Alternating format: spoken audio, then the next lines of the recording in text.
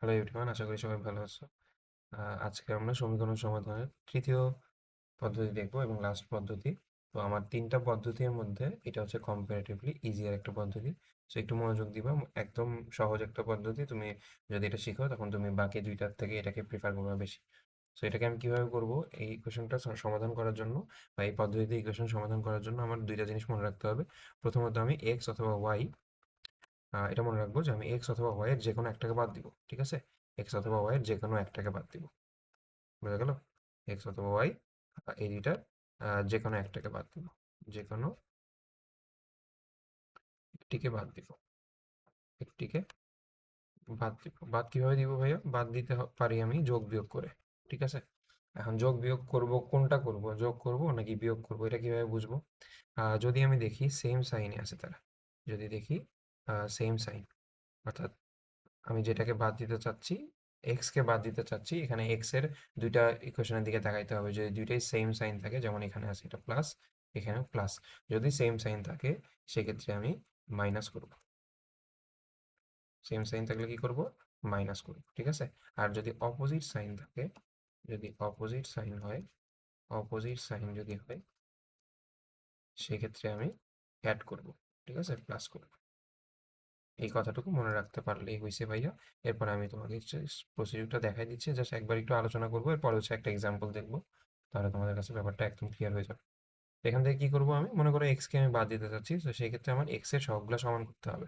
দেখা তো, খেয়াল করবে এখানে কি এক্স এর সহগগুলো ভাইয়া সমান আছে? নাই। তো এই ক্ষেত্রে কি করতে হবে, আমার এটা যদি 1 নম্বর ইকুয়েশন হয়, এটা যদি আমার 2 নম্বর ইকুয়েশন হয়, তো আমি কি করব, 1 নম্বর ইকুয়েশনকে আমার গুণ করতে হবে কিছু দিয়ে। দেখো এখানে a1 আছে, তাই তো? a1, এখন a1 আর এখানে আছে a2। তো একটু খেয়াল করতে ভাই, আমি যদি এখানে কোনোভাবে a2 আনতে পারি আর এখানে যদি কোনোভাবে a1 আনতে পারি, সেক্ষেত্রে কি ভাই আমার সমান হয়ে যাচ্ছে না সবগুলা? তো 1 নম্বর ইকুয়েশনটাকে আমার এখানে a2 দিয়ে গুণ করতে হবে, আর 2 নম্বর ইকুয়েশনকে ভাই আমার a1 দিয়ে গুণ করতে হবে। এরপরে আমি কি করব ভাইয়া, দেখো তো তাদের মধ্যে সাইনটা কেমন, তাদের দুজনেরই প্লাস, তার মানে সেম সাইন। তো সেম সাইন থাকলে আমি কি করব? মাইনাস করব। তাহলে আমি এখানে সিম্পলি মাইনাস করে দিব। ঠিক আছে, এরপরে আমার ক্যালকুলেশনটা স্টেপ বাই স্টেপ যদি আমি করি, আমার এক্স যেহেতু বাদ দিচ্ছি, প্রথমে আমার ওয়াই এর ভ্যালু আসবে, এরপরে ওয়াই এর ভ্যালুটা নিয়ে আমি 1 আর 2 যে কোনো একটা সমীকরণে বসাইলে সেখান থেকে আমার এক্স এর ভ্যালু চলে আসবে। So, একটু আশা করি বুঝতে পারছো। তো আমরা একটা এক্সাম্পল দেখি, এক্সাম্পলটা দেখলে আর একটু ক্লিয়ার হবে তোমাদের কাছে।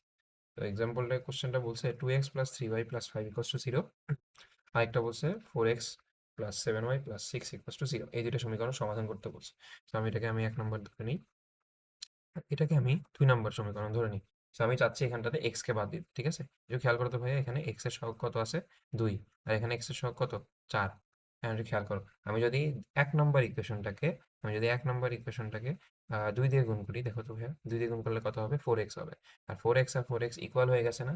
তো আমার সেকেন্ড ইকুয়েশনটাকে কিন্তু আর কিছু করারই দরকার নেই। ঠিক আছে, আচ্ছা এটা 1 নম্বর হবে।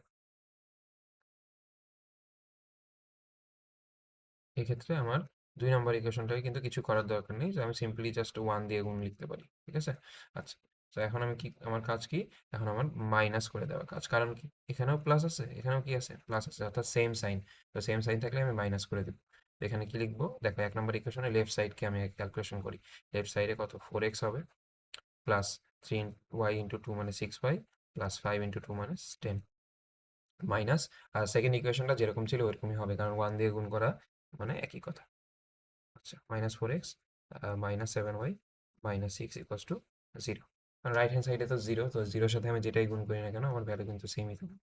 ওকে, এরপর দেখো 4x আর এই 4x কিন্তু কাটা। এখন 6y থেকে -7y বাদ দেবো, তার মানে -y থাকবে, +10 -6 মানে হচ্ছে +4। তো +4 কে আমি যদি ওই পাশে নিয়ে যাই, রাইট সাইডে নিয়ে গেলে -4 হবে, সেখান থেকে অতএব y এর ভ্যালু আমি আসতেছে 4। ঠিক আছে, দেখো কত ইজিলি কিন্তু আমার ভ্যালুটা বের হয়ে গেল। ওকে, এরপরে আমার এক্স এর ভ্যালু বের করতে হবে, তাই তো? এক্স এর ভ্যালু আমি কিভাবে বের করবো?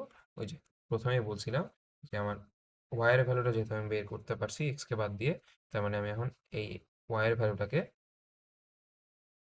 1 নম্বর ইকুয়েশনে বসাবো, অথবা 2 নম্বর ইকুয়েশন, যে কোনো একটাতে বসাইলেই হবে। আমি ধরে নিই 1 নম্বর ইকুয়েশন বসাচ্ছি। তো 1 নম্বর ইকুয়েশন থেকে আমি কি পাবো? 2 × x প্লাস 3 × 4 প্লাস 5। 4টা কোথা থেকে পাইছি ভাই? এই যে 4 হচ্ছে ওয়াই এর ভ্যালু। ঠিক আছে, আচ্ছা, আর এখানে 3y ছিল, এই যে 3y। ওকে, এখান থেকে 2x ইকুয়ালস টু, দেখো 3 4 12 প্লাস 5 মানে হচ্ছে 17, তো 17টা রাইট সাইডে নিয়ে গেলে -17 হয়ে যাবে। অতএব এক্স এর ভ্যালু কি আসতেছে এখান থেকে, -17 / 2। বোঝা গেল? এই দেখো একদম ইজিলি কি এক্স আর ওয়াই এর ভ্যালু বের হয়ে গেছে না?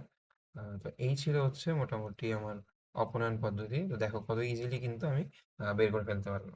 তো তোমরা যেই জিনিসটা খেয়াল করবা যে এক্স আর ওয়াই যেটাকে তুমি বাদ দিতে চাচ্ছ, যে কোনো একটাকে বাদ দিতে হবে, তো ওইটা সহগগুলা কি সমান আছে কিনা। যদি সহগ সমান না থাকে সেক্ষেত্রে আমি সহগ সমান বানায় নিব। সো এরকম হইতে পারে যে দুইটা ইকুয়েশনকে গুণ করতে হবে অথবা একটাকে গুণ করলে হয়ে যাবে।